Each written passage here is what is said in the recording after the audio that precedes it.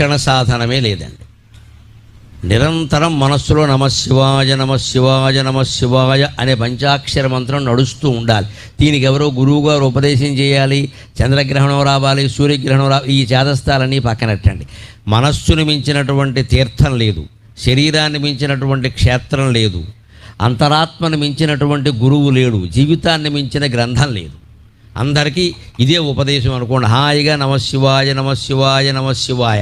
రాత్రి పడుకున్నా సరే నిద్ర పట్టకపోతే నమశివాయ, లేచి మొహం కడుక్కుంటూ ఉంటే నమశివాయ, అన్నం తింటుంటే నమశివాయ, ఎవరన్నా కనపడితే పలకరింపు కూడా నమశివాయ, మీరు ఫోన్ ఎత్తి మాట్లాడవలసి వస్తే నమశివాయ.